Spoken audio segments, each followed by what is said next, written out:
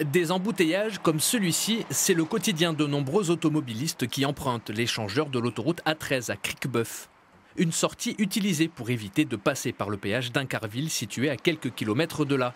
Une situation que reconnaît la Société des autoroutes Paris-Normandie qui a une solution pour désengorger le réseau.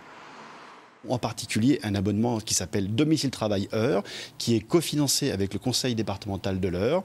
Et cet abonnement permet d'avoir jusqu'à 40% de réduction, donc évidemment une réduction sensible du coût du déplacement sur l'autoroute. Des radars anti-bouchons, 2 caméras de surveillance supplémentaires et des panneaux de signalisation. Voilà les mesures qui devraient être prises par la SAPN pour tenter de décongestionner la bretelle de sortie.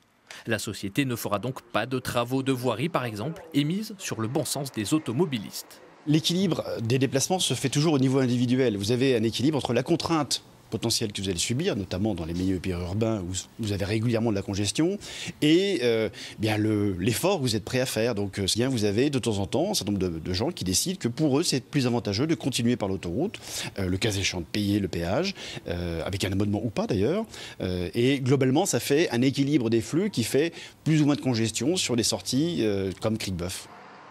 En ce qui concerne le péage d'Incarville qui rapporte 14 millions d'euros par an, pas de fermeture programmée non plus. Alors, si vous empruntez cette sortie 20 tôt le matin ou en fin de journée, seule solution, prenez votre mal en patience.